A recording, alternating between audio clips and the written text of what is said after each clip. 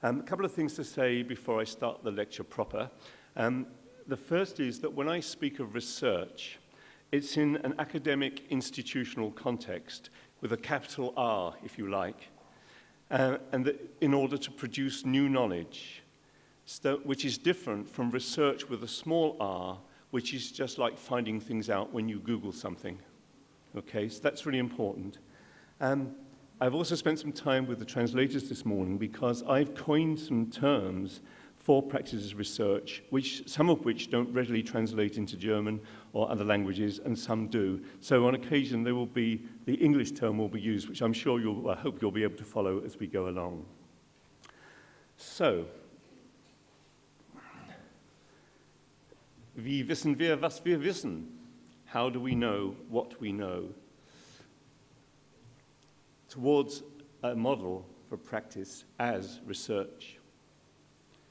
In the foreword to Bonnie Bainbridge-Cohen's seminal book on body-mind centering, Susan Aposhian remarks that this book speaks the unspoken.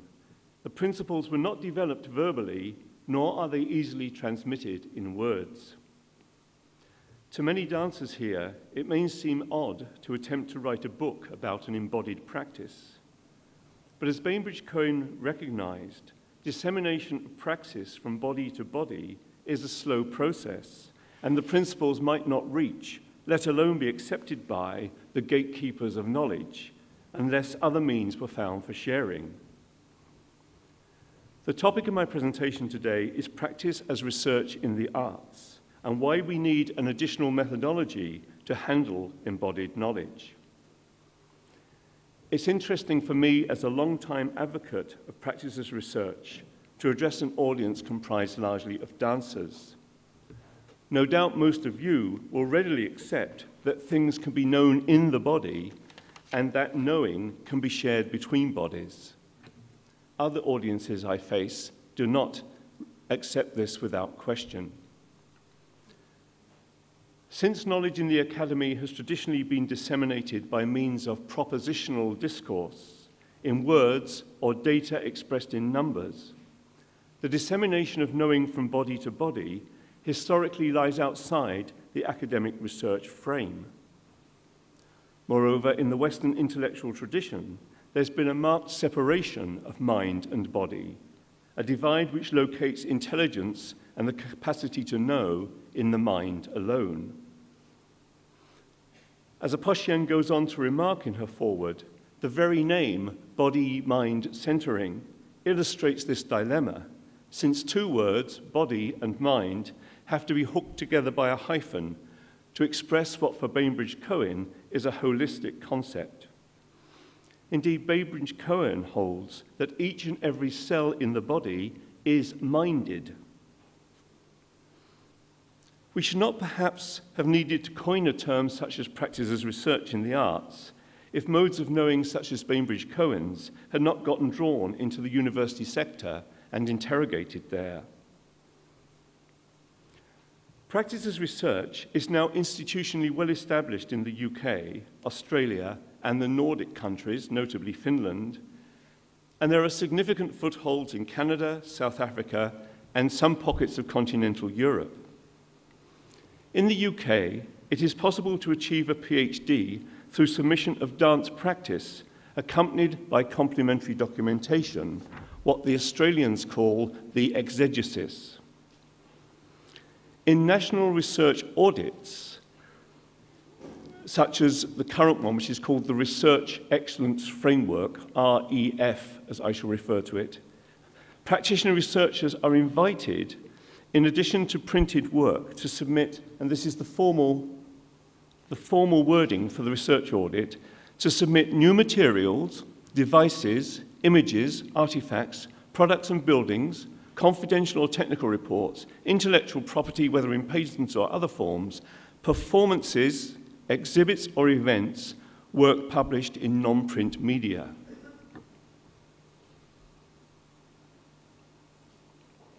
But how do you submit a piece of choreography, and by what criteria will it be judged?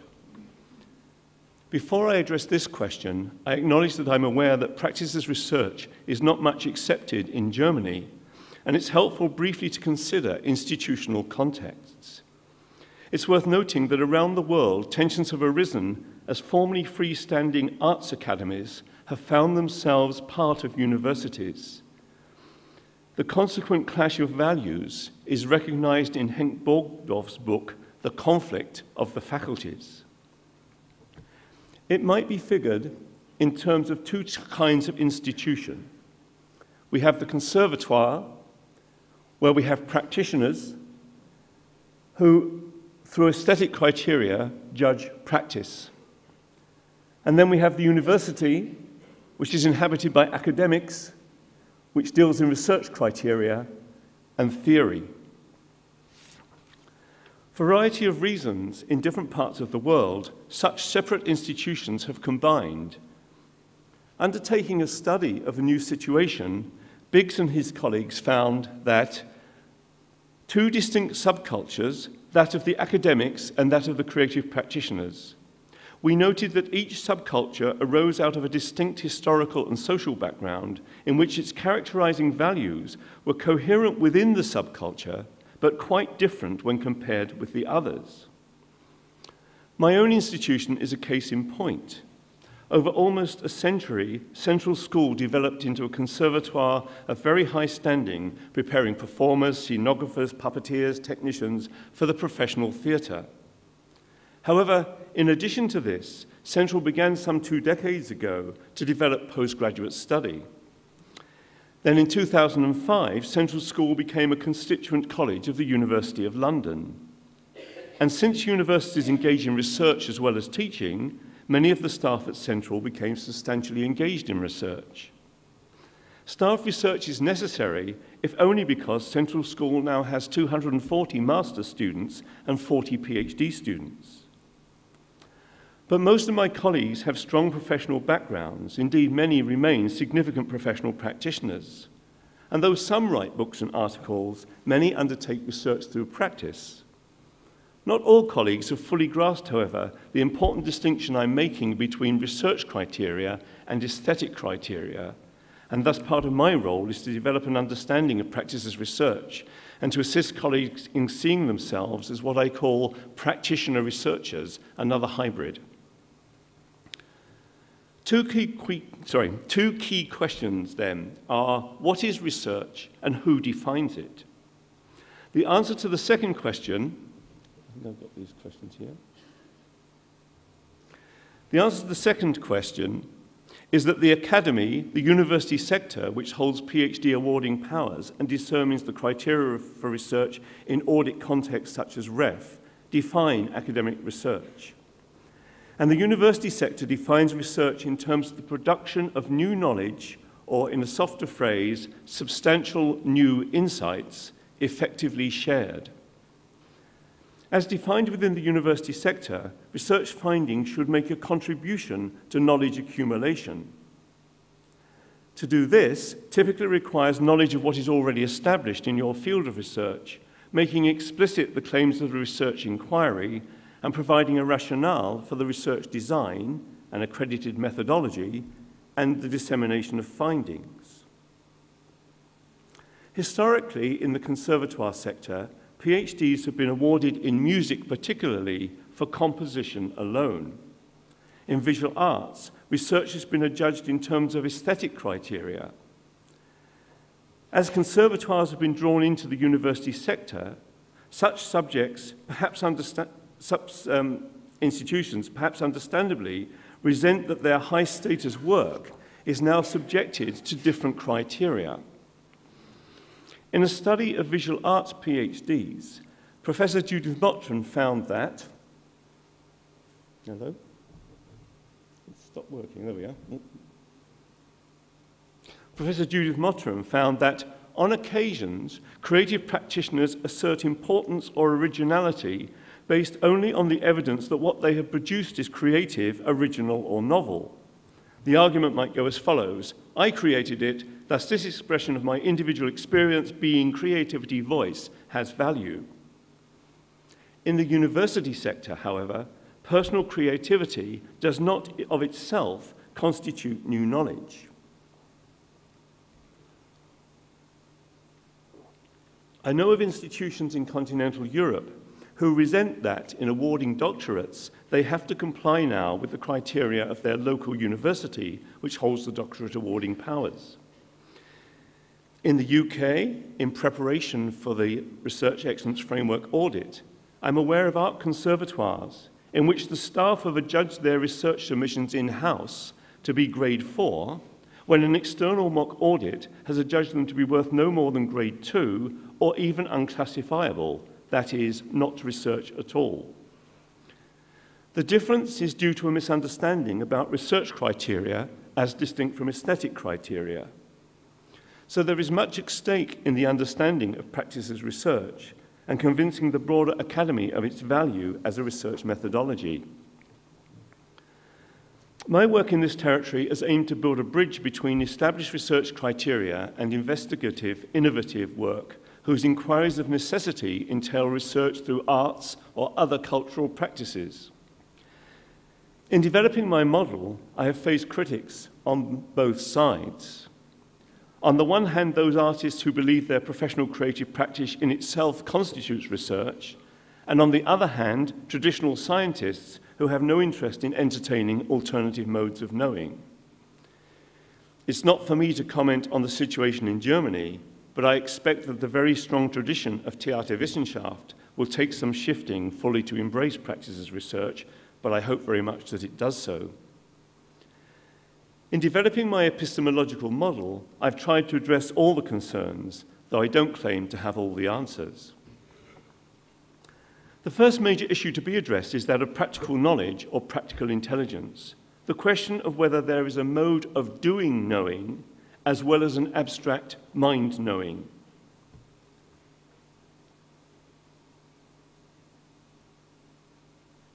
Hello, I lost contact again. There we go. In what is called thinking, Heidegger famously remarked that thinking may be something like building a cabinet.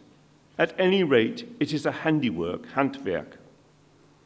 Other philosophers, notably Wittgenstein, have affirmed this kind of notion. There is not time today to review, as I do in the book, the many and various thinkers over the past century who, in a range of contexts from phenomenology to neuroscience, have posited the embodied mind and practical knowledge. I'll refer to just two in order to make the point. Gilbert Ryle's seminal chapter, Knowing How and Knowing That, in a book called The Concept of Mind, and Alva Noe, who is contributing to this conference, in his book Action in Perception. Ryle concluded that to be intelligent is not merely to satisfy criteria, but to apply them. Efficient practice precedes the theory of it. It's of the essence of merely habitual practices that one performance is a replica of its predecessors. It is of the essence of intelligent practices that one performance is modified by its predecessors. Knowing how, then, is a disposition, but not a single-track disposition. Overt intelligent performances are not clues to the workings of the mind, they are those workings. Building on the work of Varela and colleagues, and indeed on Bonnie Bainbridge-Cohen, Alva Noe presses the case for enactive perception.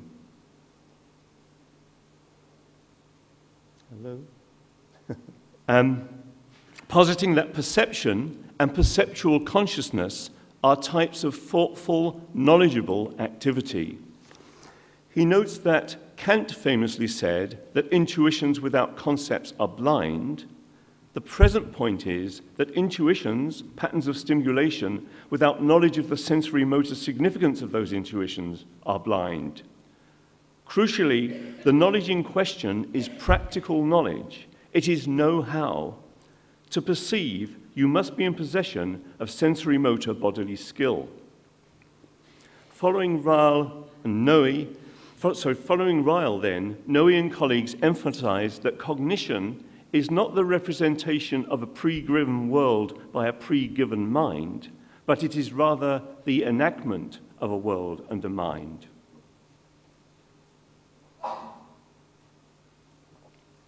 If then we can agree on practical intelligence and embodied knowing, the question remains as to how they might be mobilized in an institutional research context. As Bainbridge-Cohen discovered, knowing something in your body-mind is not enough in itself, as it does not meet the research criteria of effective sharing, contribution to knowledge accumulation, and providing a rationale and accredited methodology as defined within the university research sector.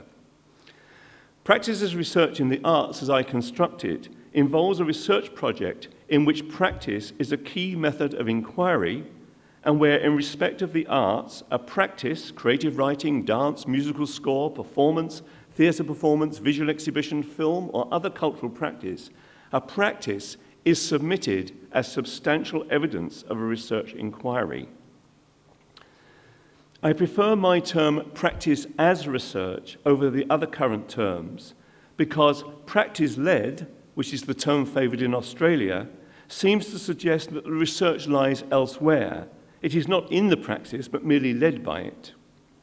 Similarly, artistic research in the Nordic countries and continental Europe seems to posit a specific category of arts research and is perhaps in danger of confusing the distinction between aesthetic and research criteria. It's time then to turn to my model, and because I know it's very small writing on the screen, there's some hard copies distributed around the space, so if you haven't grabbed one, maybe you'd like to grab a copy, it will be easier to read. The first thing to note here is that practice, or the praxis as I prefer to call it, is central and primary. I use praxis in an attempt to collapse the historic binary between theory, located in the university sector, and practice, located in the conservatoire, words which I try to avoid. I define praxis succinctly as the imbrication of theory within practice. They're not separate, but they're imbricated. The term praxis not only embraces embodied knowing, but Marx, Pache-Noe et al., that all perception, and hence what is thought of as traditional abstract propositional knowledge, is ultimately rooted in sensory-motor body skills. The second point to note is that I mobilize three modes of knowing: know how, know that, and know what. Know how and know that I share with Ryle. Know what is my own coinage as a third factor in the dynamic interrelations between know how, know that, and know what. The third point to emphasize is that this is a dynamic epistemological model marked by the arrows going both ways between the modes of knowing. Established hermeneutic models are helpful in practice as research.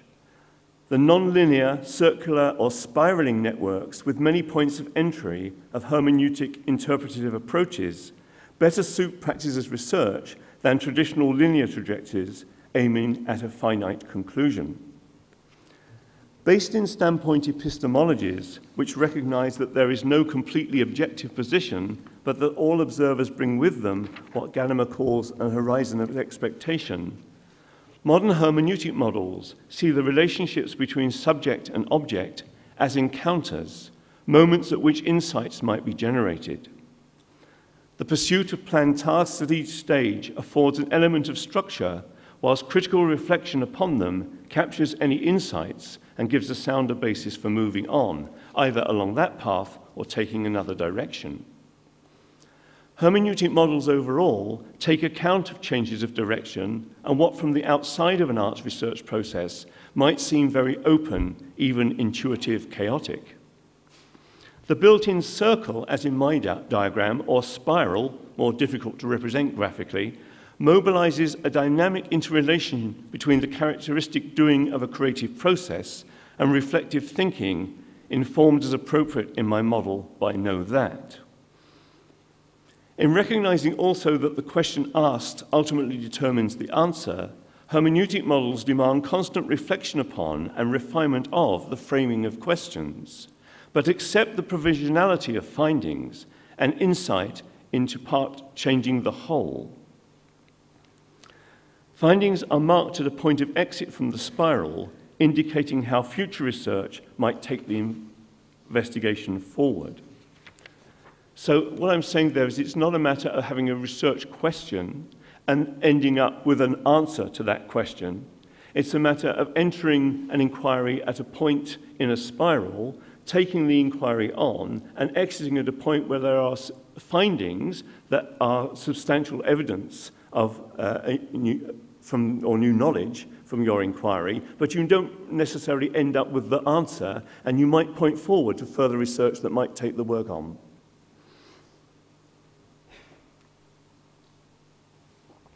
In respect of know-how, the issue is how this mode of knowing is made manifest in a research context.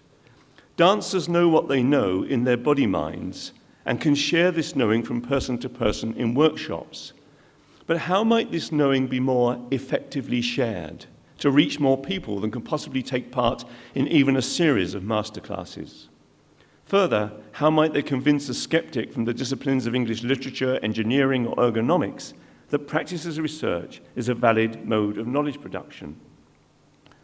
As Bainbridge Cohen remarked, if you already think you know something, it's hard to know what you really do know. But it's very easy to know what you really don't know. When you really know it, you know you know. As she discovered, however, in university sector research, intrinsic insider knowledge, knowing that you know, is not enough. If we hold, as I do, that insider knowing has a great deal to contribute to the world's store of knowledge, we need somehow to make the tacit explicit, and that's on this axis of my diagram. The top area is mainly modes of close-up knowing, as I call it, things that you know maybe in your body mind, but are not clear to other people. So quite a lot of the work down this axis is in terms of making the tacit explicit. A key feature of my practice as research methodology, then, is critical reflection. Many artists do engage in reflection and even analysis as part of their process. As Susan Melrose has noted, some expert practitioners already theorize in multi-dimensional, multi-schematic modes. Others work more intuitively, and some even believe that the mobilizing of the conscious mind of outsider knowing will inhibit the creative process. In my view, such an attitude involves an outmoded, romantic conception of the artist. Even more problematic, it prizes open again the historical divide between theory and practice, just as we've re-established the holistic viability of praxis. Though the timing of critical reflection may be varied to suit different approaches to practice, it is, in my view, a necessary condition of practice as research. Indeed, recognizing that workshop practice is very absorbing, I advocate that practitioner researchers build periods of critical reflection into the timeline of their research project. This is particularly important for practice as research PhDs. And having mentioned Wittgenstein in passing, it's an appropriate moment to introduce you to his duck. I mean, to introduce you to his rabbit. Indeed, to introduce Wittgenstein's famous duck rabbit. This simple visual illustration might serve to indicate how I figure professional arts practice in relation to arts research. If you look at it one way, it's creative arts practice. If you look at it another way, it's academic research. It's a both and. I argue that some, though not all, professional practice constitutes research. Where it constitutes research, the practice itself might be submitted as substantial evidence of research inquiry. Even where a practice is intelligent and innovative, however, it needs to be framed, seen from a different angle to perceive and mobilize it as research. Where embodied praxis such as dance is concerned, much of the necessary framing involves making the tacit explicit. This might be done through critical reflection and documentation of process. Documentation is a complex issue which I don't have time really to address today, but documentation may comprise video, sketchbook, photographs, peer review, discussion of process, post-show interviews, audience questionnaires, even on occasion, arts practices or objects.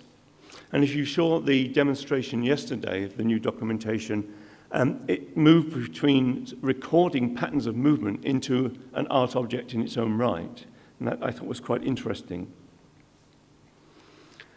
A very fruitful aspect serving to identify what your own substantial insight or contribution to knowledge might be comes from what I call location in a lineage. That is, reviewing the practice of other people working in similar territory and identifying what is similar, but more specifically, what is distinctive about your own approach and practice. In Practice as Research PhDs, a praxis review is just as important as a literature review, perhaps more important. In addition to clarifying thinking, resonances, an important term for me, resonances might be sought with aspects of know that, manifest in reading of traditional sources, books and articles. But this is not a matter of theory underpinning practice, metaphors which I prefer to avoid. It's a matter of finding resonances between conceptual frameworks which might be established both through practical and more abstract discursive inquiry.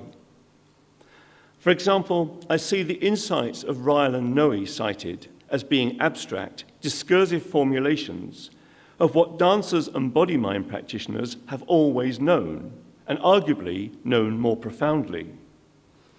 If we're engaged in research and trying to add substantial insights to what is already known, we should draw upon all available means to assist us in the difficult business of articulating and evidencing the research inquiry. So in advocating practice as research, I propose it as the addition of a new methodology to the spectrum of established research methodologies. I do not advocate displacing all other methodologies with practice as research. It's a matter of what best suits.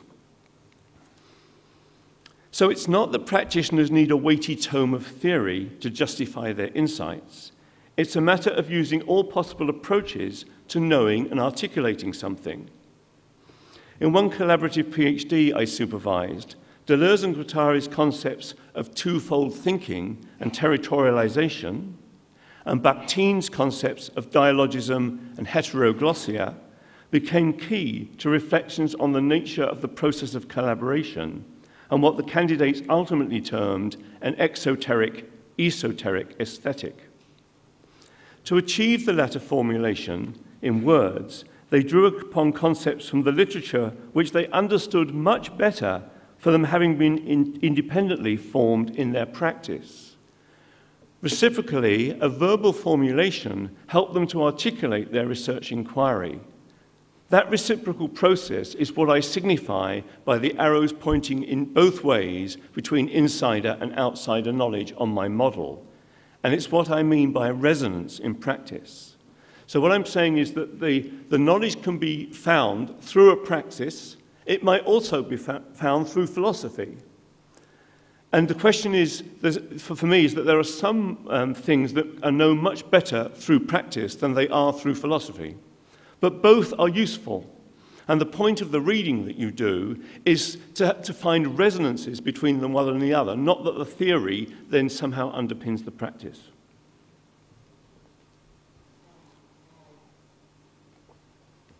It's not either or, but both and, blurring the boundaries between theory and practice from both starting points.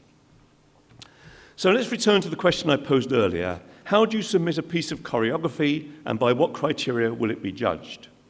We know now that it will be judged in terms of the substantial new insight it offers to the field of dance and to the academy more broadly, not just in respect of its creative originality. No two choreographies are identical, and in this weak sense, each choreography is original, but this is not the same as an original contribution to knowledge. Iterative choreographies, much like others we've experienced before, are unlikely to meet this academic criterion, however aesthetically pleasing they might be. In respect of how you might make a submission of a dance work, the final piece is likely to be recorded and downloaded to a DVD and accompanied by documentation and complementary writings. The function of the latter is not to translate the choreography into words, but to assist in articulating and evidencing the research inquiry. Documentation of process, capturing moments of insight, can be important here. Locating your practice in a lineage and finding resonances with other contemporary research are best expressed in complementary writings, which might also include intelligent reviews or articles others have written about your work. Practices research, in short, involves a multi-mode inquiry which yields different forms of evidence, and the model is based on the convergence of those different strands of evidence. Where in philosophy research the starting point is likely to be abstract and articulated in propositional discourse, in practice as research projects, the praxis is primary. The ideas in action, however, must be evident primarily in the doing thinking of the practice. Where interesting ideas emerge in the reading towards a conceptual framework, it must reflexively be asked if they are truly manifest in the practice. Insights from neuroscience, for example, may resonate with those in the praxis, but the mode of knowing in neuroscience is not quite the same as in arts practices research. It must be clear how the ideas are manifest in the arts practice.